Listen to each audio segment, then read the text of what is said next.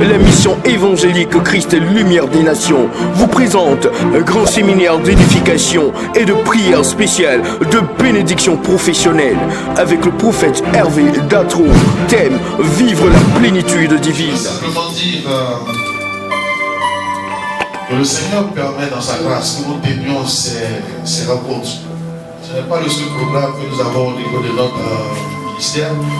Mais le Seigneur permet que nous ayons cette plateforme spécialement et particulièrement pour l'édification du corps de Christ. Nous croyons qu'en cette période, le peuple de Dieu a besoin de revenir fortement à la parole, pour se rééquilibrer, recadrer les choses et pour vivre le témoignage plein qui lui est réservé en Jésus-Christ. Nous croyons que Dieu veut que son peuple soit enseigné. C'est parce que le peuple n'est pas enseigné qu'il y a beaucoup de dérives, il y a beaucoup d'abus, parce qu'il y en a qui se trompent de très bonne foi. Il y a des choses qui sont à l'antipode de la loi, parce qu'il y en a qui ne connaissent pas la loi, mais il y en a qui la connaissent peut-être, mais qui l'appliquent très mal. Il y en a aussi qui, malheureusement, travaillent pour les ténèbres. Et à ceux-là, pour ceux-là, franchement, pour moi, je ne sais pas, bon, c'est le Seigneur qui pardonne, mais c'est difficile d'avoir un sentiment d'excuse parce que volontairement, il décide de plonger des gens dans ce qui n'est pas vrai. Et nous croyons donc que dans cette atmosphère, l'enseignement de la parole, l'enseignement de la vérité, alors se révèle être une urgence particulière. Dieu a voulu donc pour cette occasion que nous puissions parler de la plénitude divine, mais vivre la plénitude divine. L'homme de Dieu, le révérend Kassi Désiré, m'a vraiment aidé par son intervention. Ça permettra donc d'aller un peu plus vite. Alléluia. Et quand je veux ici parler de ce thème, je veux prendre avec vous un texte de base dans le livre d'Ésaïe. Ésaïe, en son 66e chapitre, les versets 10 et 11, va nous dévoiler un aspect, un pan, un projet de Dieu. Ça va nous permettre de saisir une ambition de Dieu. Alléluia. Alléluia. Amen. Si vous êtes là jusqu'à cette heure, c'est que Dieu a décidé de vous bénir. Amen. Et que votre bénédiction soit alors totale et parfaite. Amen. On parle de la plénitude. Donc on ne va pas avec la moitié ou bien les trois quarts. On prend tout. Amen. Dis à ton voisin, il faut prendre tout. Il faut prendre tout. Alléluia. Amen. Amen. Si la technique peut voir pour aider un peu le peuple de Dieu aussi en mettant les versets, ce serait bon. Ésaïe 60, 66. Le 60, il est glorieux, mais il nous parle d'autre chose. Ésaïe 66, qui est le dernier livre d'Ésaïe, le verset 10 et le verset 11 ont retenu mon attention. Nous sommes ici dans la fin du livre de Ésaïe, après avoir touché les aspects eschatologiques en rapport donc avec la nouvelle création, la nouvelle Jérusalem. Et il y a une exhortation forte, un encouragement fort que Ésaïe va adresser au peuple de Dieu pour encore les encourager à demeurer dans la pleine volonté du Seigneur. Et il va leur dire ici, à partir donc du verset 10, ou alors dans le verset 10 et 11, il va leur donner une disposition qui pourrait les conduire à vivre ou à déployer une certaine dimension de la bonté, de la faveur, de la grâce ou alors de la gloire de Dieu. Ésaïe 66, verset 10, nous lisons: réjouissez-vous avec Jérusalem, faites d'elle le sujet de votre allégresse. Vous tous qui l'aimez, tressaillez avec elle de joie. Vous tous qui menez le deuil sur elle, afin que vous soyez nourris et rassasiés du lait de cette consolation, afin que vous savouriez avec bonheur la plénitude de sa gloire. Alléluia. L'élément ici qui a retenu mon attention fortement, c'est vers la fin, de ce 11e verset, il dit, afin que vous savouriez avec bonheur la plénitude de sa gloire. Savourer avec bonheur la plénitude de la gloire de Dieu.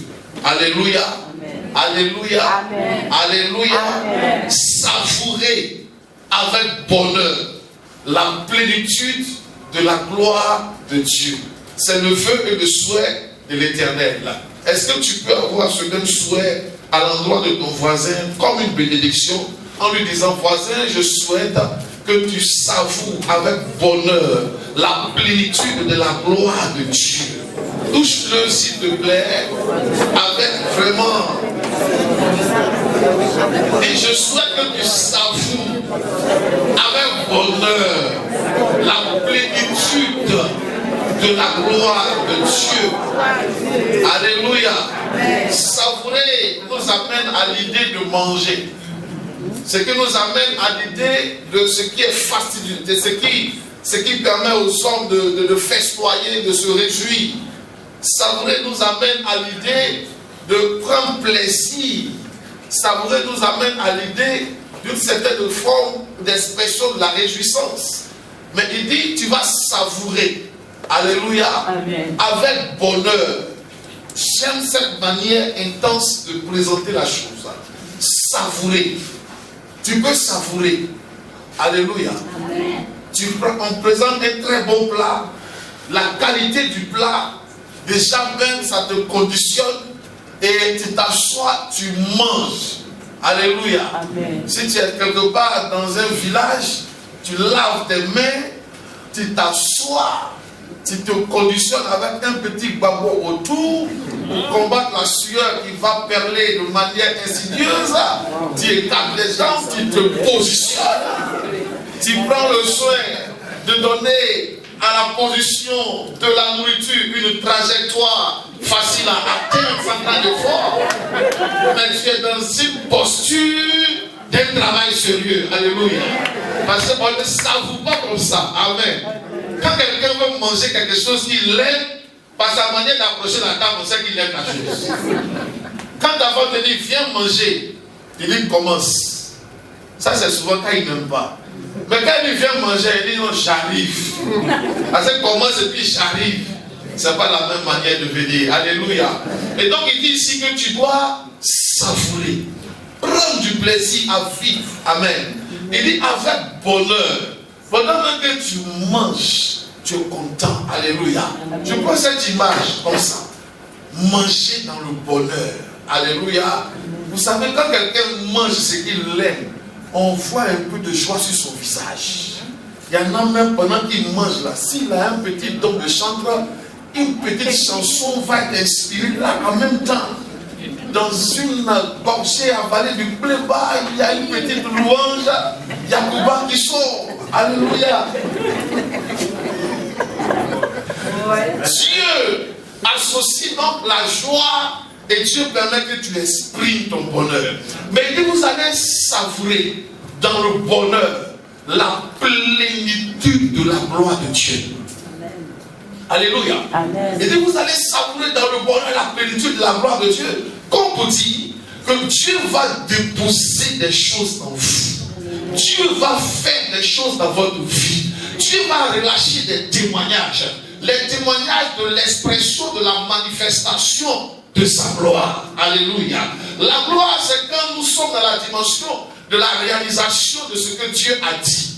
Lorsque le dit de Dieu devient le fait de Dieu, alors nous sommes dans la gloire. Tant que la parole reste chère, tant que la parole reste spirituelle et qu'elle ne peut pas devenir chère, nous ne sommes pas dans la gloire. Mais Dieu dit, tu vas expérimenter la plénitude de la gloire. Amen. La plénitude de la prophétie. Amen. La plénitude de la bénédiction. Amen. La plénitude de l'élévation. Amen. La plénitude de la prospérité. La plénitude de la victoire. Amen. La plénitude de la santé. Amen. La plénitude alors de la réalisation que Dieu a programmée dans ta vie. Alléluia. Amen. Il ne dit pas que tu dois vivre la chose dans une certaine proportion inférieure au projet de Dieu. Quand le diable sait qu'il ne peut pas empêcher, quand le diable sait que il ne peut pas bloquer, il cherche à limiter. Et beaucoup de personnes finissent par se satisfaire ou se consoler avec une bénédiction limitée. Et il y en a donc plusieurs qui vivent en deçà du projet réel de Dieu, qui vivent en deçà de l'intention et de la bénédiction réelle de Dieu. Alors que Dieu t'appelle à être un homme d'affaires qui dirige une structure qui a un impact international. Amen. Toi, tu t'es contenté de la petite structure qui règne sur Abidjan. Mais dans la pensée, le programme de Dieu, tu dois te représenter à Washington, tu dois te représenter à Paris, tu dois te représenter à Tokyo. Mais comme déjà à Abidjan, tu es dans un genre de savoir, tu estimes que tu es arrivé. Dieu dit, il y a plus que ça pour toi. Amen. Parce que beaucoup de personnes se disent déjà, je veux simplement rentrer dans la bénédiction. Non, ce n'est pas simplement de rentrer. Et pour Dieu, ce n'est pas simplement de t'y introduire, c'est de déployer la plénitude de la bénédiction. Dieu a dit, tu dois avoir 10 enfants. C'est 10 enfants qu'il faut que tu aies. Dieu a dit, tu dois bâtir 1000 églises. C'est 1000 églises que tu dois construire. Dieu a dit, tu dois arriver au niveau de directeur général de l'entreprise dans laquelle tu es. Directeur général de la structure de l'État. Dieu a dit, tu seras ministre de la République.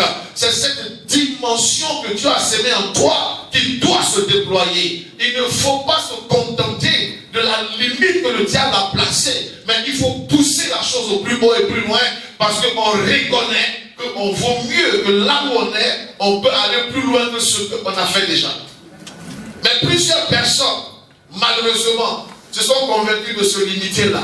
Et le Seigneur, par ce message, par ce thème, a bousculé mon esprit. Et il m'a dit, Église, tu n'es pas à ta place. Il m'a dit, chrétien, vous n'êtes pas à votre place.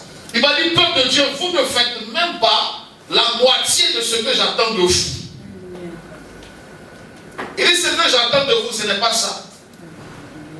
Est-ce que quelqu'un comprend? Amen. Avant qu'on ne rentre et on aille plus loin, quand un message vient comme cela, le Seigneur me parle et il m'explique le pourquoi. Et je comprends. Et je regarde dans la vie des gens.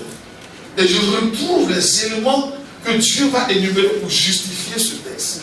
Il dit, il y a des personnes qui ont accepté de vivre en oubliant ou en délaissant une grande partie des bénédictions que l'Éternel lui-même a déployées dans leur vie. Il y a des personnes qui consentent des grâces extraordinaires. Mais ces personnes-là ont décidé alors de vivre une vie moite, une vie sans gloire, une vie alors qui ne valorise absolument rien en eux. À tel enseigne qu'il y a des personnes qui vous surprennent. Vous êtes surpris de constater que ces personnes-là ont des potentialités, ont des capacités, ont des qualités. Alléluia. Est-ce que quelqu'un avec moi? Amen. Un jeune homme était un pasteur, était bienvenu dans un conflit conjugal. Le monsieur battait sa femme, s'excitionnait à tout moment, et un matin, le monsieur a décidé de la foutre dehors. Quand il a foutu dehors, il a trouvé refuge à l'église. C'est bien souvent là que beaucoup se retrouvent pour rechercher un salut qui permet de répartir. Et donc, elle venait pleurer, tout. Le pasteur la reçoit. Il dit, mais ça fait combien de temps vous étiez ensemble? Je crois une dizaine d'années. Tu faisais quoi? Il dit, non, j'étais à la maison, j'étais ménagère. Elle était ménagère. Tu as quelle formation? Elle a une maîtrise en économie. Mais cet individu en avait fait une ménagère qui pilait son foutou et qui n'avait d'autre destinée que d'être là pour surveiller la ribambelle d'enfants qu'il allait lui flanquer. Et donc, sa destinée était une destinée d'étouffement de potentialité. L'homme de Dieu va la prendre, il va la recentrer, il va prier avec elle. Ils vont répartir pour déposer les dossiers. Ils vont se battre. Et la femme sera appelée dans une multinationale.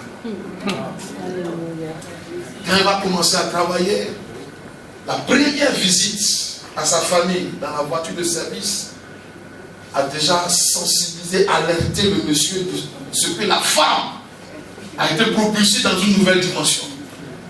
Donc le petit brin de sagesse lui restait, l'a poussé à revenir pour demander pardon. Et comme vous avez un peu le même cœur, elle a accepté. Parce que je sais que c'était toi qui l'as accepté. Elle ne dit pas, pourquoi tu l'as dit? Elle a accepté. Elle vient voir le pasteur dit, tu n'acceptes rien. Le monsieur s'en prend au pasteur. Le pasteur, est-tu devenu maintenant quelqu'un qui divise les foyers? Il dit, non, mais toi, tu vas rester encore à la touche pendant un moment. Parce qu'il faut que tu apprennes à t'assagir. Alléluia. Et puis alors, finalement, le monsieur étant devenu à la raison, il avait des enfants. D'ailleurs, étant devenu à la raison, bon, le pasteur a bien sermonné et le foyer a repris. Mais la femme a déployé cette dimension d'elle et qui a permis qu'elle soit respectée dans son foyer. Je veux dire, toi, que quand Dieu t'a béni et quand Dieu a mis des qualités en toi, quand ces qualités et ces bénédictions ne fonctionnent pas, tu pêches contre Dieu et tu limites toi-même ton témoignage. Un homme peut t'aimer, je fais du calme pour les femmes. Il peut t'aimer, mais te prendre en charge matin, midi, soir, tous les jours, pendant 10 ans. Un matin, tu vas sentir que le monsieur il est fatigué. Et il va te révéler le poids réel que tu as sur ta destinée. Parce qu'il va te faire comprendre de manière claire. Ce n'est pas par une énigme.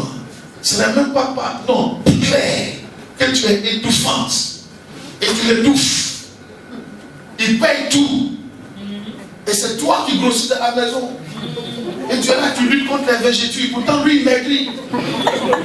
Il va te dire clairement que ça ne peut pas continuer. C'est pas possible. Parce qu'il y a en toi ce qui doit valoriser ton foyer. Il y a en toi ce qui va permettre à ton mari d'être encore plus épanoui. Il y a en toi ta contribution pour que la gloire de Dieu soit encore plus éclatante sur cette maison. Alléluia. Dieu a sémé des choses. Dieu a mis ça en toi. Mais il y en a qui ont étouffé. Certains ont arrêté de valoriser ce que Dieu a mis dans leur vie. J'étais quelque part et on était dans un endroit et on parlait en anglais avec le jeune homme qui était là. Et la jeune vendeuse dans le cours a répliqué en anglais. Le jeune homme dit quoi? Toi tu comprends anglais? Elle dit mais je parle anglais. Elle dit tu vas à cours avec anglais. Mais Dieu n'a pas semé ça en toi par hasard. Il y a quelque chose que ça doit produire. Alléluia. Amen. Si ce que Dieu a mis en toi ne fonctionne pas, c'est un poison. Si ce que Dieu a mis en toi ne marche pas, c'est un échec. Si ce que Dieu a mis en toi n'est pas relâché, tu ne verras pas la gloire de Dieu. Car l'homme est la mesure et le témoignage de ce que Dieu a mis en lui. Amen. Tu ne feras pas tout, mais il y a ce que Dieu veut. Et Dieu permet que tu puisses faire. Alléluia. Amen. Tu ne seras pas capable de régner dans tous les domaines. Mais il y aura ton milieu, ta sphère de domination. Et dans cet endroit, il faut que tu relâches tes capacités. Et il faut que tu te déploies réellement. Mais beaucoup, comme le Seigneur me l'a montré, me l'a fait savoir, ont arrêté. Beaucoup sont tombés et beaucoup n'arrivent même pas à déployer.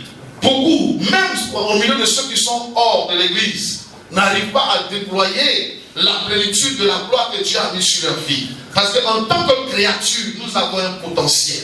Nous avons des capacités, nous avons des qualités. Il y a beaucoup de choses que Dieu a sémées en nous. C'est pourquoi quand quelqu'un me dit je suis pauvre, je dis tu n'as rien compris. Parce qu'il est impossible que la créature de Dieu, qui est la mesure de la prospérité, soit pauvre. Comment l'or peut être pauvre? Comment le diamant peut être pauvre? Diamant qui est diamant. Le diamant est pauvre. Le sel, il est fait pour apporter le goût. Si le sel vient à perdre sa saveur, c'est qu'il n'a plus de sens.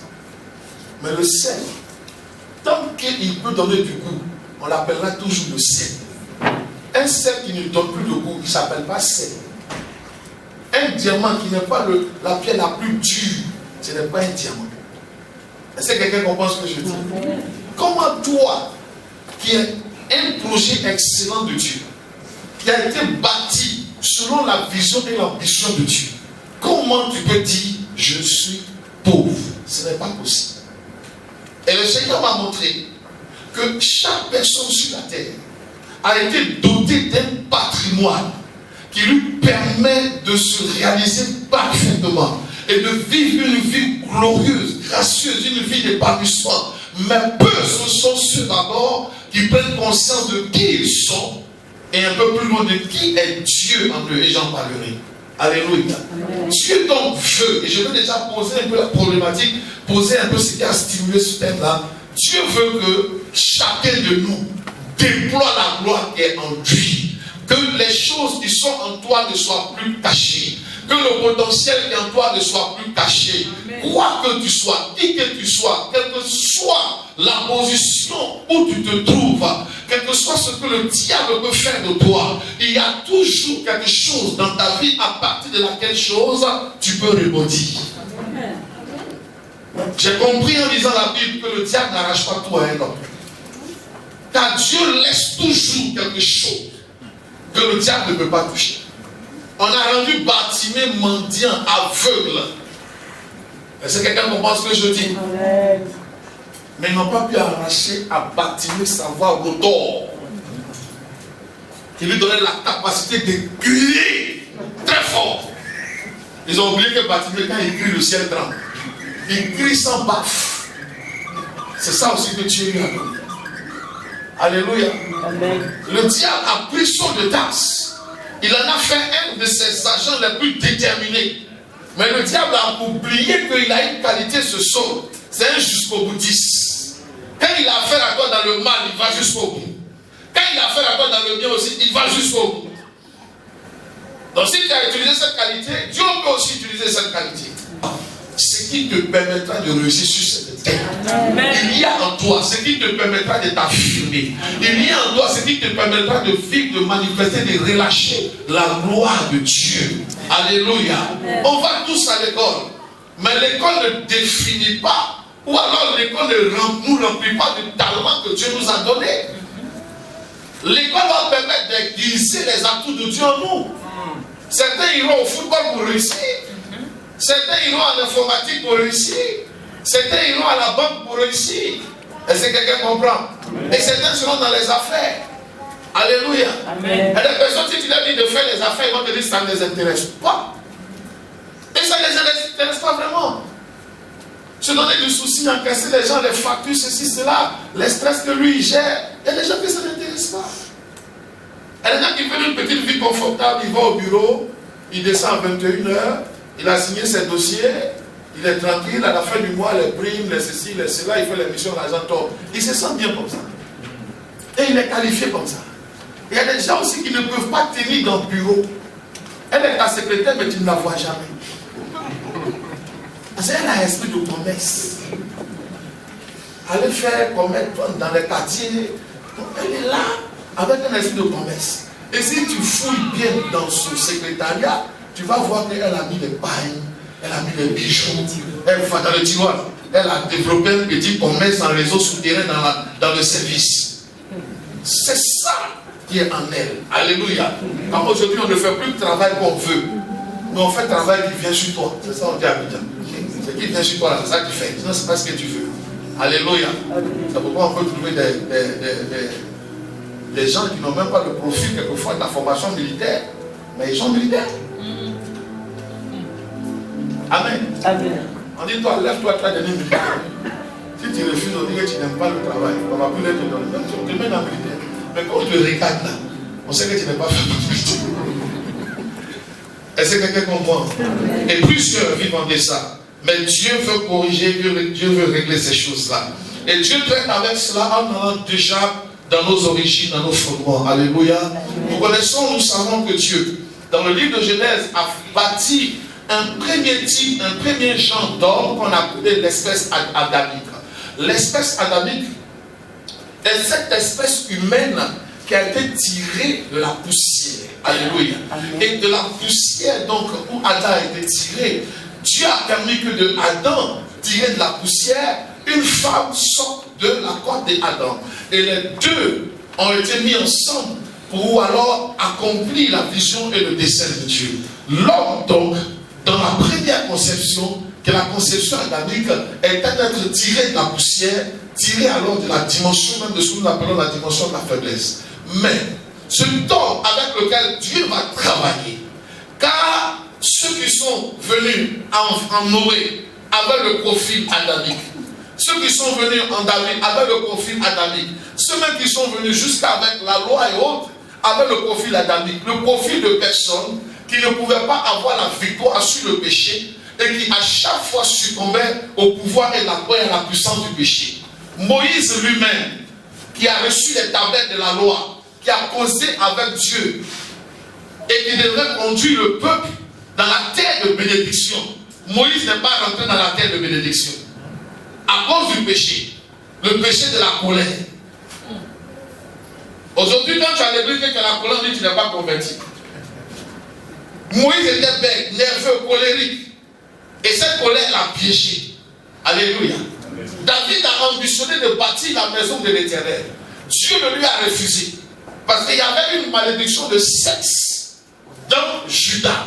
Et David n'a pas échappé à cette malédiction. Ce sont des hommes qui aiment le sexe et qui avaient la faiblesse pour le péché sexuel. Juda, père lui-même, fils d'Israël, il partait chez les prostituées. Et tous ceux qui sont descendants de Juda avaient un problème avec le sexe. Et David lui-même avait un problème avec le sexe. C'est David qui va coucher avec Bathsheba et tuer même son meilleur soldat à cause du péché sexuel. On a vu la forfaiture également de son fils qui a couché avec sa soeur. Ils avaient ce problème-là dans leur famille. Alléluia.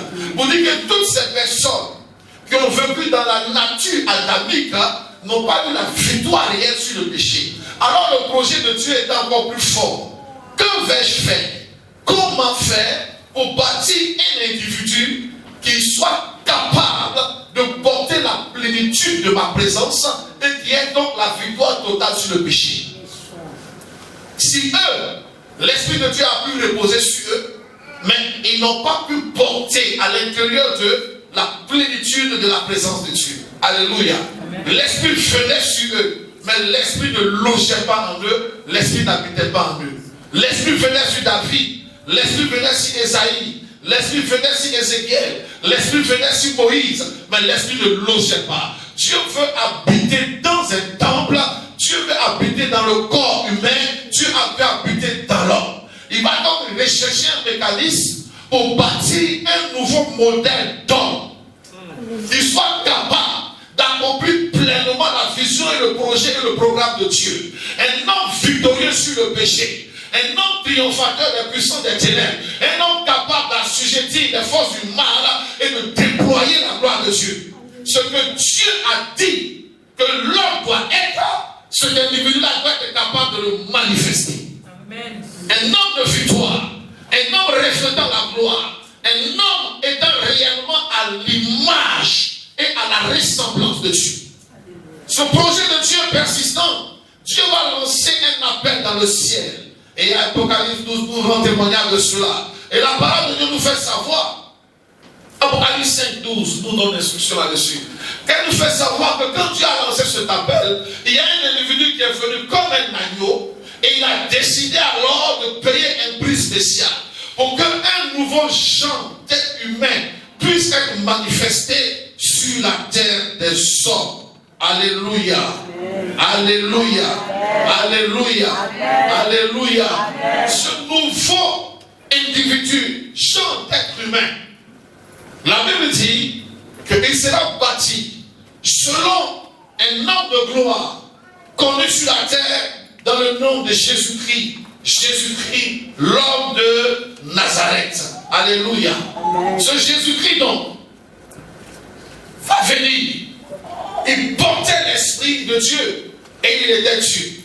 Il va faire un parcours qui révèle qu'un homme peut, avec l'Esprit qui habitait en Jésus, non seulement triompher du péché, car la Bible dit qu'il a été tenté en toutes choses, mais en rien il ne pécha. Ce Jésus-Christ va démontrer que Dieu pleinement peut se déployer au travers d'un homme par les miracles, par les résurrections de mort, par le vent qui calme, par l'eau à qui donne des instructions. Ce Jésus-Christ va faire la démonstration de sa grande et profonde sagesse. Sans avoir lu ni appris les Écritures, il va les expliquer, les enseigner. Ce Jésus-Christ va affronter la mort. Il va être donc crucifié. Il va descendre dans la terre, dans la tombe. 3 jours après, sans l'intervention d'une main humaine, la pierre qui était là bloquait l'entrée de la tombe. Il est mort. Ils ont fait pousser son corps à l'intérieur. Sans l'intervention d'une main humaine, ce Jésus-Christ va sortir de la tombe. Alléluia. Il va donc être celui que pendant 40 jours et 40 nuits, les apôtres vont voir. Avec ils vont manger, avec ils vont vivre. Et ce Jésus-Christ va monter physiquement au mont des Oliviers. Monter physiquement dans les cieux. Alléluia. Dieu donc ici, avec l'esprit du Christ, va se bâtir un nouveau registre d'individus, des hommes qui sont capables de porter la plénitude de la gloire de Dieu, porter la plénitude de l'image de Dieu, d'être pleinement Dieu et d'être pleinement homme. Est-ce que quelqu'un comprend ce que je dis? Et la Bible nous dit qu'il est le premier-né d'entre plusieurs frères. Alléluia. Et les frères dont il s'agit, c'est qui? C'est ceux qui ont l'esprit de Christ. Ces personnes qui ne sont nées ni de la volonté de la chair et du sang, mais qui sont nées de la volonté de l'esprit. Alléluia. Toi qui es né de la volonté de l'esprit, toi qui as été baptisé en Christ, selon Galates 2, verset 27, et qui a revêtu l'esprit de Christ, toi qui es de Jésus-Christ de Nazareth, l'esprit de Jésus repose sur toi. L'esprit de Jésus est avec toi. L'esprit de Jésus est en toi. L'esprit de Jésus est logé en toi. Alléluia. Et Christ en nous, comme Paul peut le dire, c'est l'espérance de la gloire. L'espérance de la gloire. Ça nous donne l'espérance. Parce qu'il faut pouvoir passer de cette vie d'homme qui a reçu Christ, de la vie de l'homme qui démontre Christ. Car ce ne sont pas tous ceux qui espèrent qui voient forcément la gloire. Entre cette réalité et le fait de vivre la gloire, il y a un mécanisme important dont je vais parler. Alléluia. Mais je veux te parler de ce Jésus-Christ qui a été déployé en toi. Parce qu'au-delà de toutes choses que tu as reçues, le véritable trésor qu'un homme puisse recevoir, c'est Jésus-Christ de Nazareth. C'est Jésus-Christ de Nazareth. C'est Jésus-Christ de Nazareth. Une chose n'a de valeur que lorsque une autre chose de valeur se loge en elle. Alléluia. Ce panier qui est là, il est vide. Amen. Il ne vaut rien. Il n'a aucune valeur. Mais si j'y dépose 5 lingots d'or, tout de suite, il va falloir que je prenne des dispositions particulières pour ce panier. Alléluia. Nous sommes dans la présence du Saint-Esprit, mais tout le monde n'a pas un Saint-Esprit. Est-ce que quelqu'un avec moi? Donc il faut garder, protéger, surveiller le panier. Parce qu'il y a un trésor dedans. Ce n'est pas ce que tu es avant qui est important. Mais c'est ce que tu es avec Jésus-Christ en toi. Car ta véritable valeur commence quand Jésus-Christ de Nazareth est activé en toi. Alléluia. Avant Christ, on pouvait te banaliser, j'en viendrai à cela. Mais Christ qui est logé en toi, toutes choses célestes qui t'appartiennent viennent s'installer en toi. L'homme est fait de cette double réalité, la réalité spirituelle et la réalité matérielle. Mais cette double réalité se déploie en toi par Jésus-Christ de Nazareth. En Jésus, tes grâces dans le ciel, tes bénédictions dans le ciel, les dons importants pour toi dans le ciel, ton témoignage depuis le ciel est relâché dans ta vie. Alléluia. Tout ce qui est spirituel est déployé en toi en Jésus. Les songes, les visions, les révélations, les prophéties qui sont d'ordre spirituel sont sémées en toi en Jésus. Et leur réalisation, manifestation, déploiement sur la terre se trouve également sémée en toi en Jésus-Christ de Nazareth. Est-ce que quelqu'un avec moi? Amen. Si vous avez compris une chose dans le ciel et que vous n'avez pas son reflet sur la terre, la chose ne pourra pas se manifester. Car il faut qu'il y ait une synchronisation entre le ciel et la terre pour que la chose soit relâchée. Est-ce que quelqu'un avec moi? Amen. Est-ce que tu comprends ce que je veux dire? Amen. Ce Jésus-là, il nous remplit pleinement. Alléluia. Il nous remplit de sa gloire.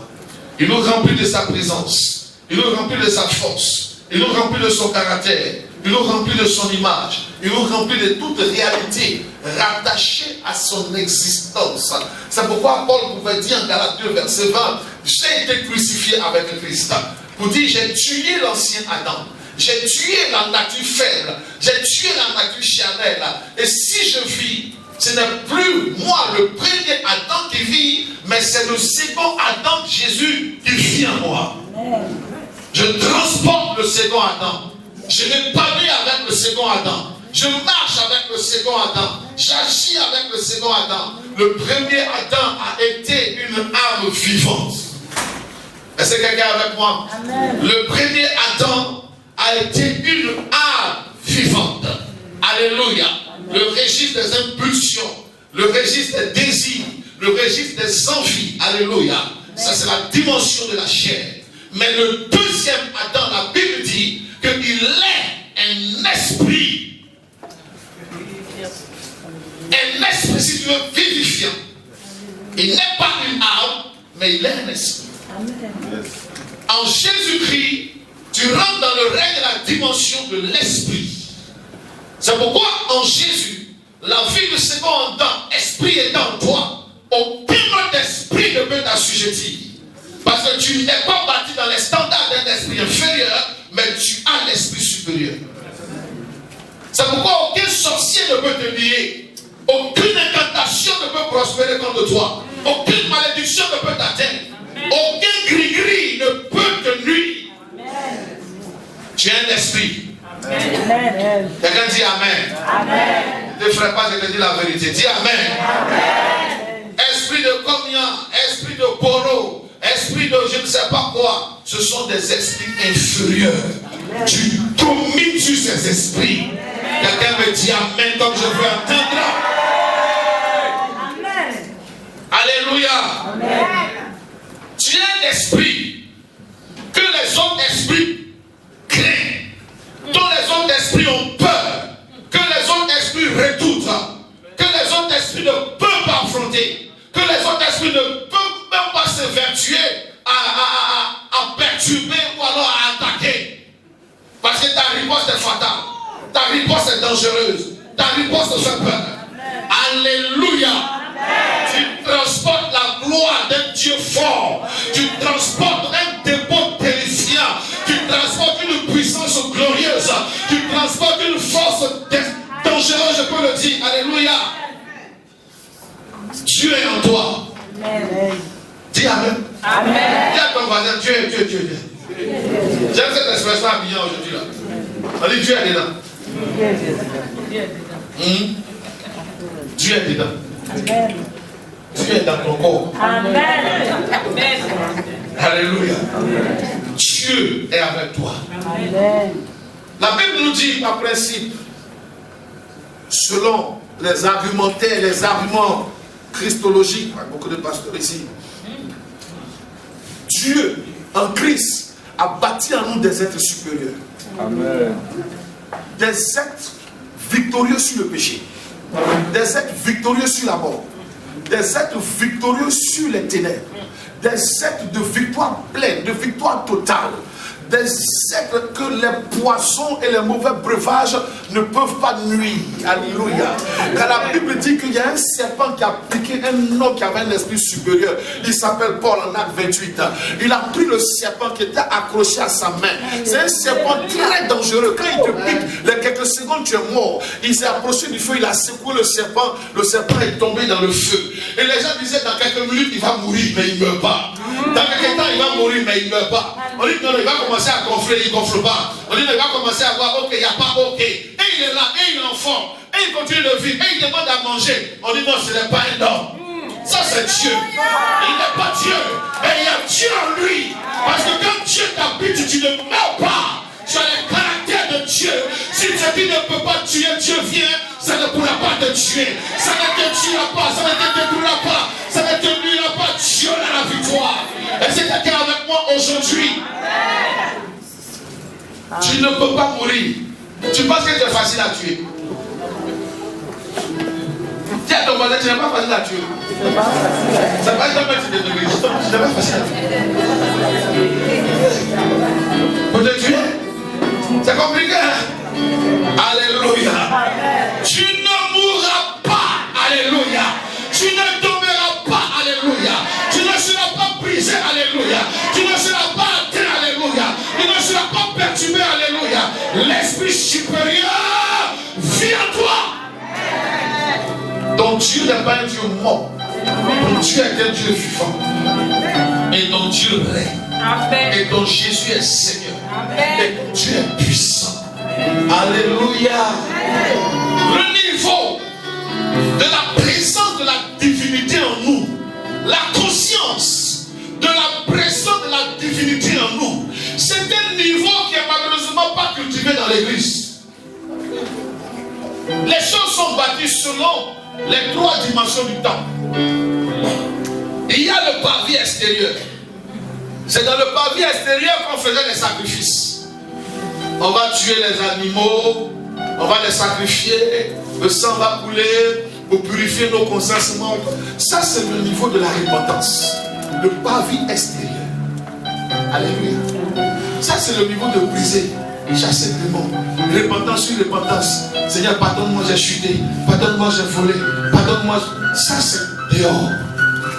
Mais ceux qui ont franchi cette étape du pavé, ils vont dans un deuxième niveau qu'on appelle le lieu saint. Dans le lieu saint, c'est là où Dieu rend ministère avec toi.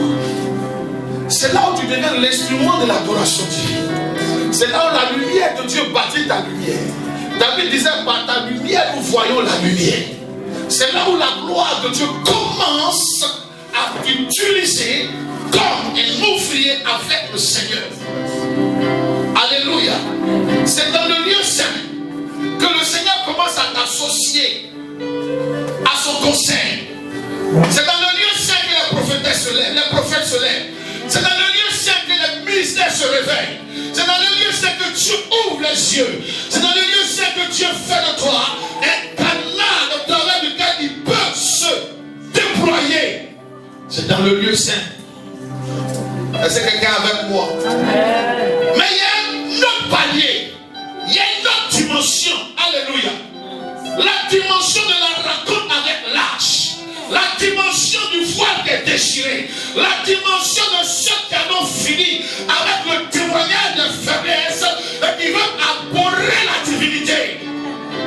C'est dans cette dimension Christ disait, celui qui m'a vu, il a vu le Père. Alléluia. Celui qui m'a vu, il a vu Dieu. Et la prophétie depuis le verset 82 qui annonçait que l'homme serait un Dieu, trouve toute sa valeur.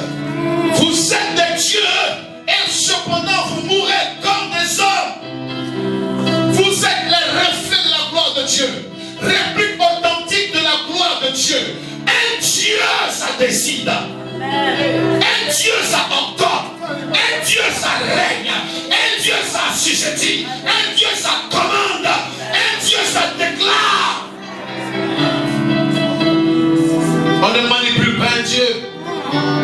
Est-ce que quelqu'un est avec moi ce soir? Le Dieu qui en toi fait de toi un Dieu, dit Amen. Et le Dieu de ton village tombe au nom de Jésus. Le Dieu des forêts tombe au nom de Jésus. Le Dieu mystique tombe au nom de Jésus. Tout collègue qui allait consulter un quelconque Dieu pour prendre une place dans la société, il sera derrière toi. Amen. Personne ne sollicitera un certain Dieu pour avoir la victoire sur toi. Amen. Quelqu'un dit Amen très fort. Dis encore, dis encore, dis encore, dis encore, dis encore.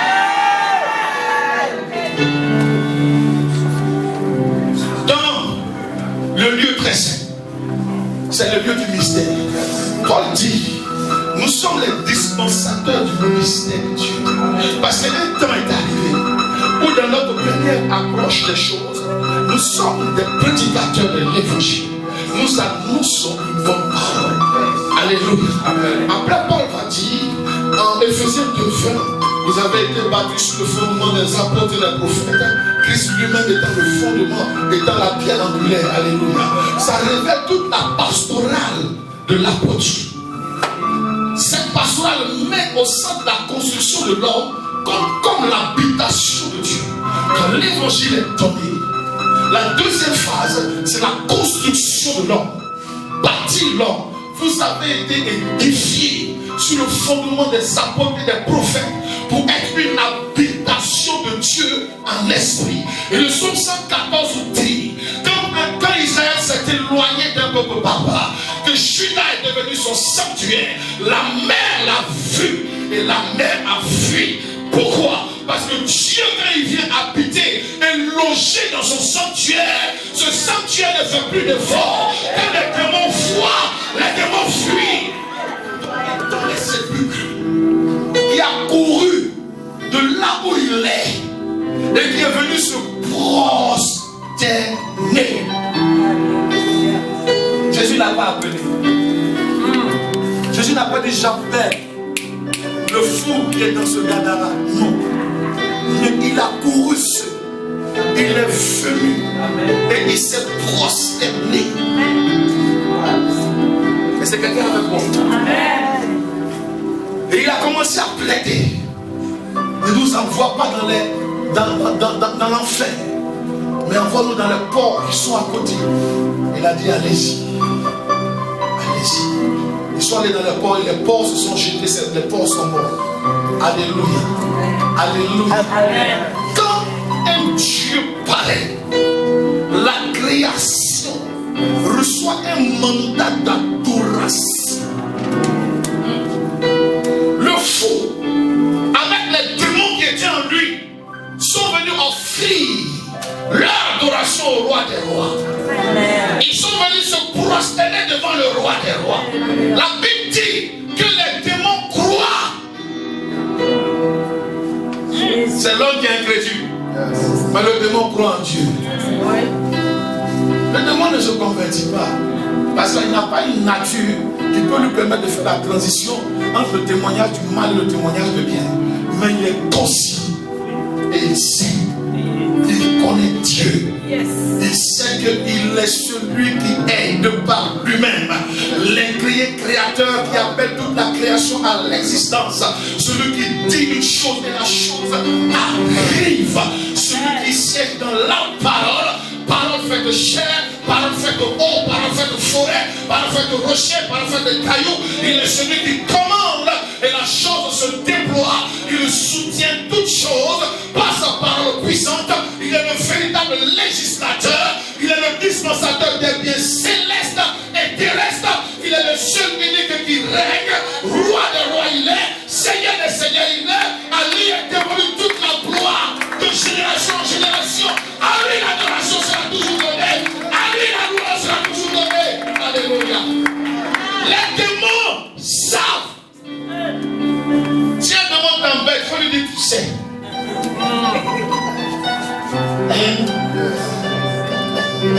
Ils savent. Le jugement là, ils savent. Le feu qui les attend, ils savent. Combien au courant? Alléluia. Est-ce que des embêtes, toi, il connaît? Le bidon, il est informé. La révélation est plus claire pour lui-même que pour toi. Il sait. Et il sait qui tu transportes. Quand un Dieu se déplace, et quand on rencontre un Dieu, dans le protocole, toute créature qui rencontre un Dieu, d'abord lui fait allégeance. Le défaut d'allégeance peut entraîner une mort. Ça peut être assimilé à soit une rébellion, une défiance, une arrogance ou une injure. Quelqu'un avec moi? Lui, il a été militaire. Quand un petit sous-officier voit un général, il fait quoi? C'est un cadavre sonore bien plaqué, menton parallèle au sol. Propre. Monté comme ça, le derrière est serré. Comme ça.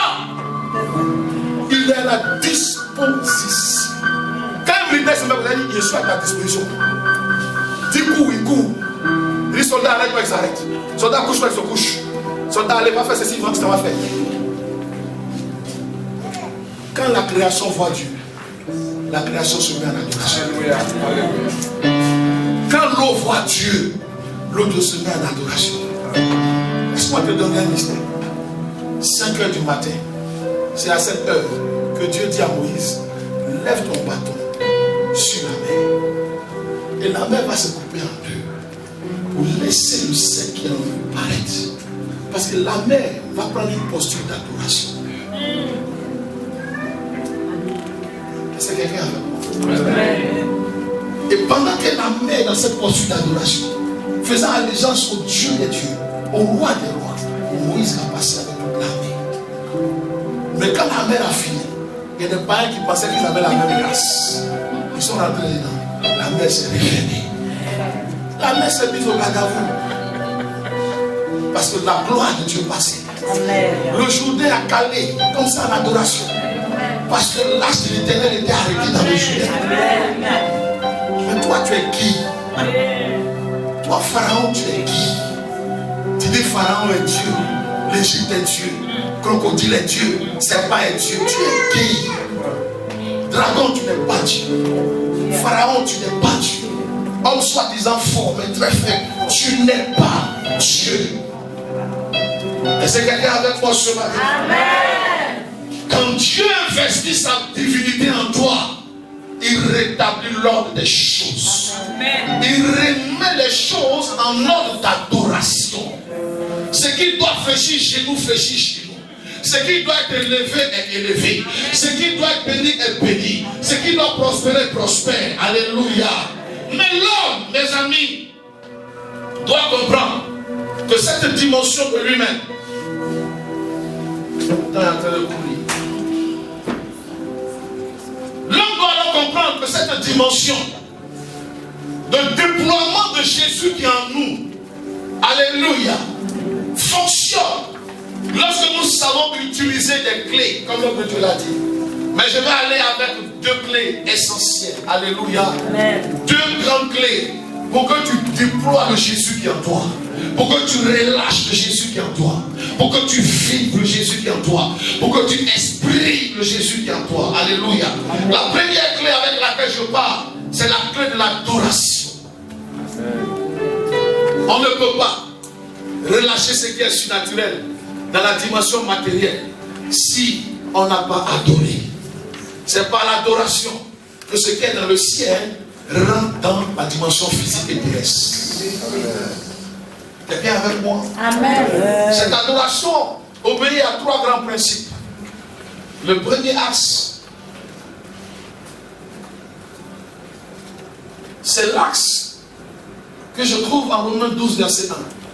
C'est l'axe du sacrifice personnel de sa vie. Romains 12, verset 1 vous enseigne que vous devez livrer votre corps à Dieu. Est-ce que quelqu'un comprend? Amen. Comme un sacrifice vivant, ce qui serait de votre part un culte raisonnable. La première des offrandes qui va valider et valoriser toute autre offrande que tu peux faire, c'est d'abord l'offrande de ta propre vie. Amen.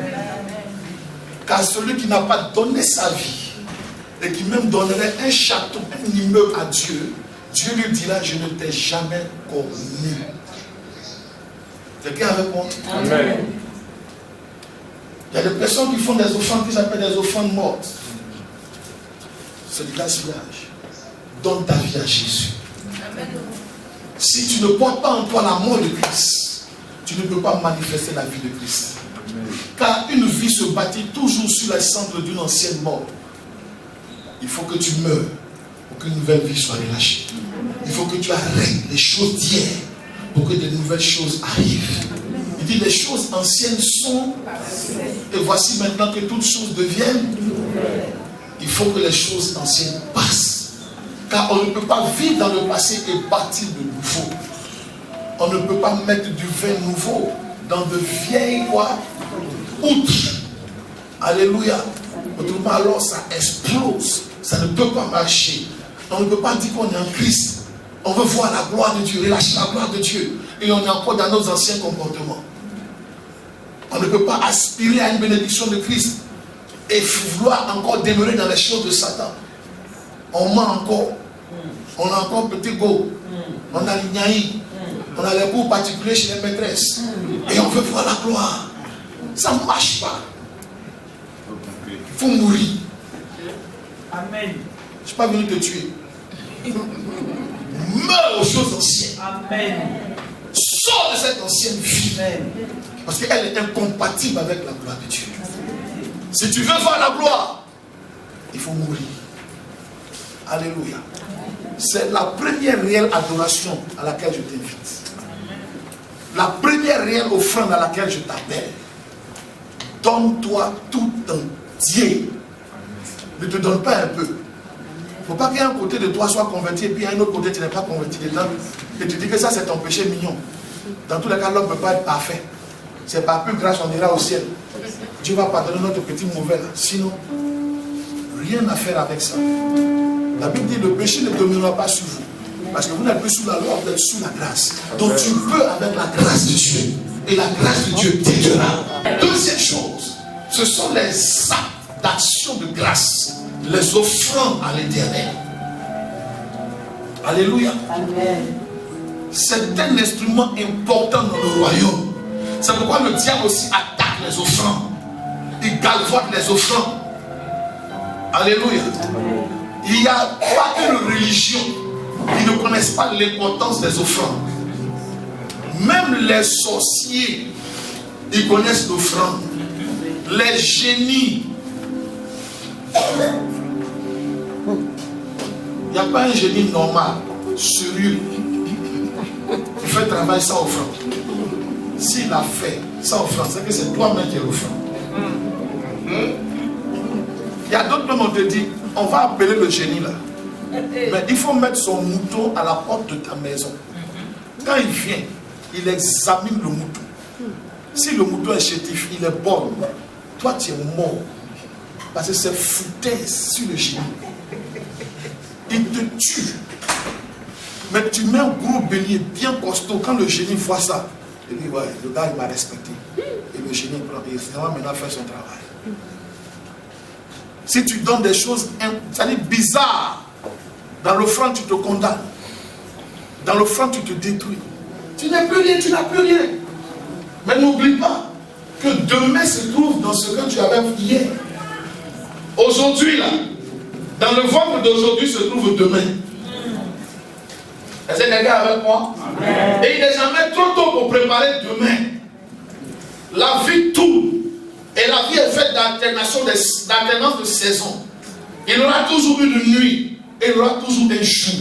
Ne crois pas que ça va toujours aller chez toi tous les jours. Je ne suis pas un prophète menteur ou un mauvais prophète. Mais je veux être un homme objectif. Parce que les temps difficiles vont arriver.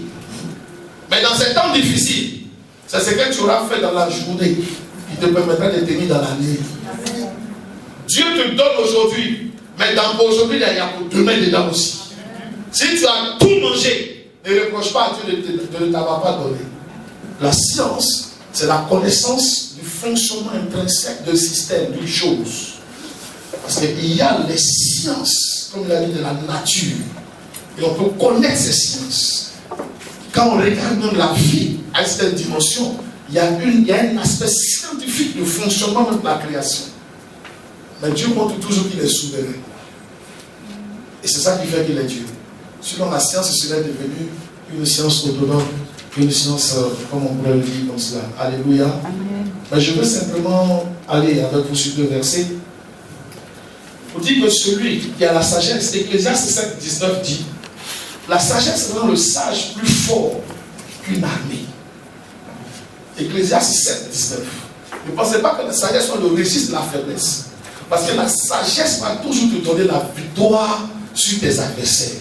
Tu les feras tomber, tu les briseras, tu les anéantiras par ta sagesse. Et je prie, je fais cette prière pour quelqu'un.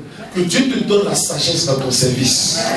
Pour faire tomber tous les adversaires qui se lèvent contre toi au nom de Jésus. Ce n'est pas par la force, ce n'est pas par là, ce n'est pas non. Mais la sagesse de Dieu te donne la victoire. Les ennemis seront confondus par la sagesse dans le nom de Jésus. Toute adversité qui étouffait ton potentiel, toute atmosphère qui a influencé négativement ton témoignage est vaincue par la sagesse de Dieu dans le nom de Jésus. Dis-moi Amen. Proverbe 15, verset 24 te dit: pour le sage, le sentier de la vie mène en haut. En haut, sur le plan spirituel. Mais ça mène aussi en haut, sur le plan même humain. La sagesse nous élève. Un homme sage, un homme sera toujours élevé. Une femme sage, elle sera toujours élevée. La Bible parle d'une femme que j'aime bien, Abigail. Elle était mariée à un sauvage, un individu méchant, qu'on appelait Nabal. Et la Bible dit qu'elle a été épouse fidèle en toutes choses. Elle a respecté Nabal jusqu'à sa fin.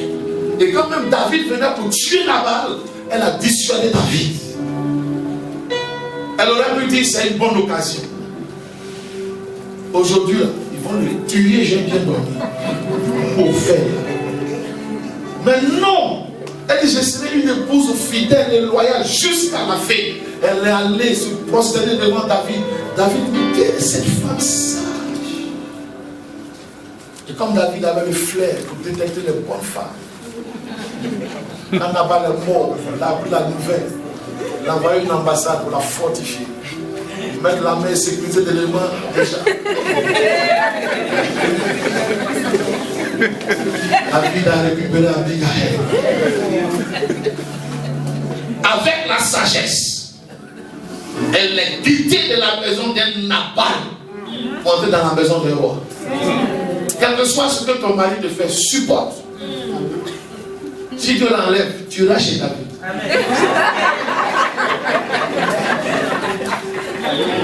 Il n'y a pas amen dessus. Mais Dieu dit, la sagesse élève une personne. Tu seras une femme bien meilleure par la sagesse. Ne sois pas une femme insensée. Ne cherche pas à recenser toutes les maîtresses de ton mari. Et puis là, comme des embuscades. À minuit, tu es dans un coin caché comme un mauvais esprit embusqué. Avec un boudin. Mais tu es dans une sorcellerie qui ne dit pas son nom.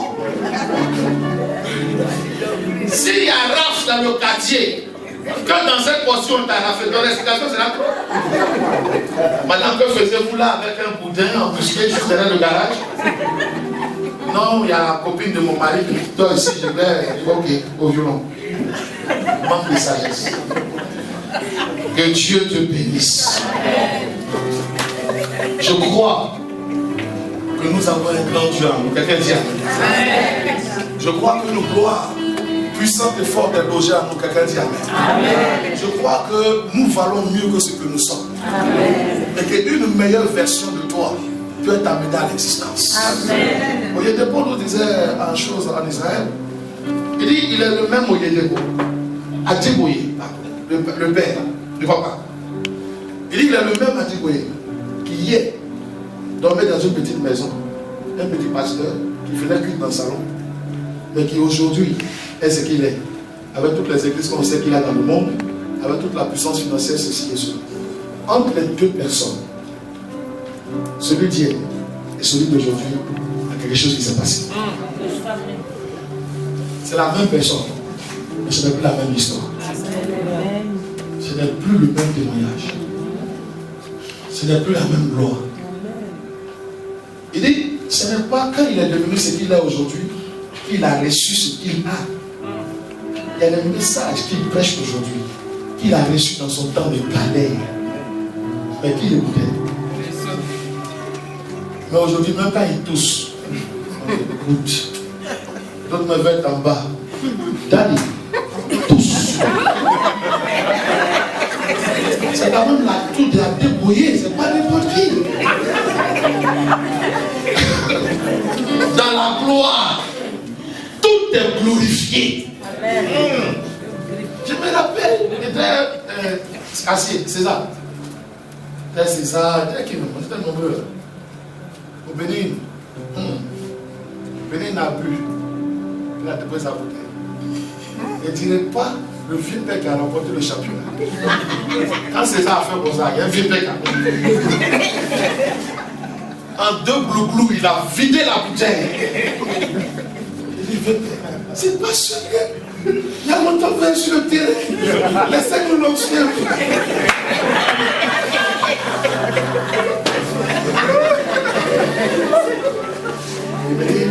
Le royaume des cieux, je peux forcer.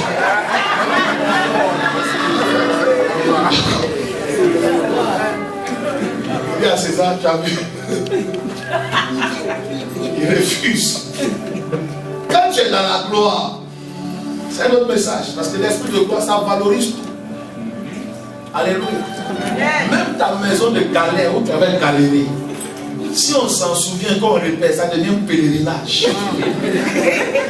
Quand vous sévérez, allez prier dans un camp de prière, ça fait quoi on va dire à Dabou, le gars là, il a gardé la chambre. C'est la plus n'importe qui donne le gars. Je l'ai prié dans la chambre, il y a son tarif. À quoi prier?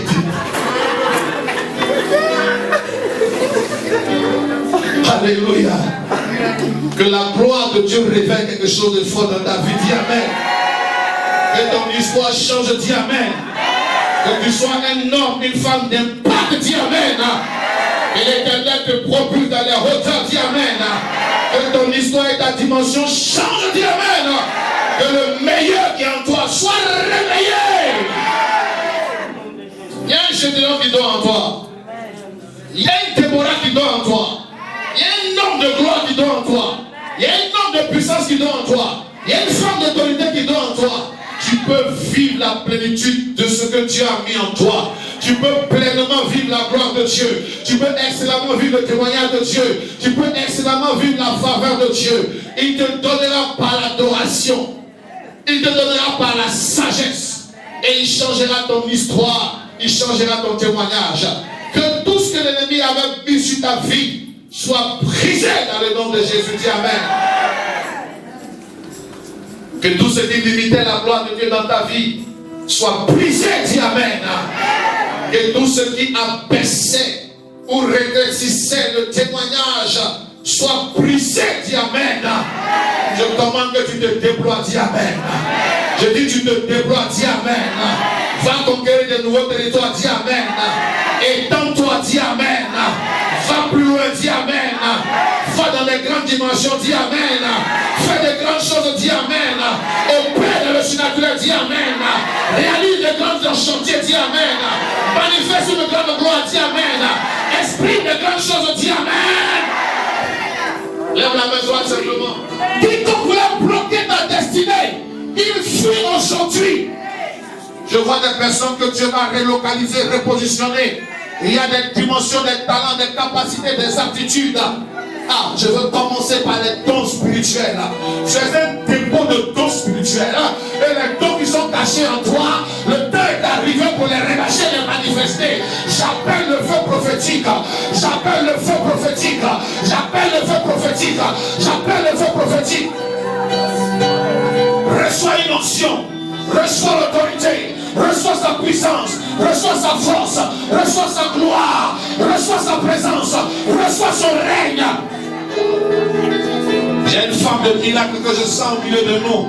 C'est une femme qui a un appel d'évangéliste. Mais cet appel n'est pas vécu, il est étouffé. Mais je me réveille ce matin. Le feu de l'appel. Le feu de l'appel. Le feu de l'appel. Le feu de l'appel. Le feu de l'appel. Le feu de l'appel. Fire! Aujourd'hui même, le dépôt, le talent, la qualité, les capacités que Dieu a mis en toi, il va les susciter. Ta main est une main de miracle. Ta main est une main de bénédiction. Ta main est une main de prospérité. Ta main est une main de victoire. Ta main est une main de réussite. Ta main est une main de succès. Jesus. Ce que ta famille n'a pas encore expérimenté du fait, ça commence avec toi. Je parle de toi. Je parle de toi. Je parle de toi. Tu envoies une nouvelle dimension, une nouvelle gloire, un nouveau témoignage dans ta famille. Dieu fait mieux avec toi. Il y a mieux qui arrive. Jesus, lève la main. C'est une parole que me dit l'Esprit de Dieu. Il dit qu'ils ont terminé ta gloire. Mais commence à prier. Commence à prier. Commence à prier. Commence à prier. Il dit cette douche enflammée réveille un feu en toi aujourd'hui. Ce feu est ce feu de Dieu. Il y a un feu qui distingue quelqu'un au milieu de nous. La Bible dit on n'allume pas une lampe pour la mettre sous le boisseau. L'Esprit me dit que tu es une lampe allumée. J'annonce ton élévation et ta promotion. Je t'élève au niveau le plus important dans ton administration. Je vois une huile descendre sur la vie de quelqu'un. Il y a une élévation dans ton milieu. Ils ne pourront pas contester avec toi. Parce que la grâce de Dieu va commencer quelque chose de fort. Regarde-les, je vois des personnes tomber et capituler. Je vois une forte victoire en train de se manifester. Regarde, les gens, tous les détracteurs, ils sont en train, eux-mêmes ils sont en train d'être confondus. La confusion est en train de tomber sur eux. L'Éternel est en train de repositionner quelqu'un. Dieu est en train de faire justice à une femme maintenant. Une femme maintenant. Une femme maintenant. Une femme maintenant. Une femme maintenant. L'Éternel te fait justice dans ton travail. Les injustices, les torts, les humiliations sont corrigées. Vous ne serez pas en arrière. Regarde les portes qui vont s'ouvrir. Regarde les chaînes qui vont tomber. Regarde les oppositions qui vont céder. Prions aujourd'hui même. Aujourd'hui même. Aujourd'hui même. Aujourd'hui même. Aujourd'hui même. Une saison nouvelle est pour toi. Une saison nouvelle est pour toi. Une saison nouvelle est pour toi. Une saison nouvelle est pour toi. Une saison nouvelle est pour toi. Dans ces endroits, vous serez vainqueurs au nom de Jésus. Soyez bénis, allez-y en paix au nom de Jésus. Paix chez vous et à la prochaine fois en juillet.